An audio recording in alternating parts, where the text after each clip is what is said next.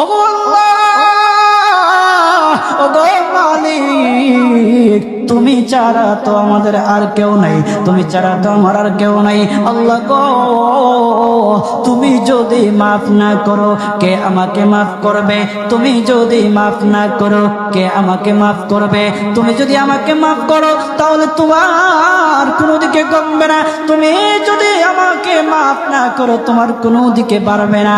আল্লাহ গো, তুমি আমাকে মাফ করে দাও। সারাটা জীবন অন্যায় কাজ করেছি, সারাটা জীবন নাফরমানি করেছি, আমার কাছে কালেমার দাওয়াত কম আসে নাই, আমার কাছে কালেমার দাওয়াত কম আসে নাই, আমাকে লোকেরা কম বোঝায় নাই। ওগো আল্লাহ, তুমি আমাকে মাফ করে দাও।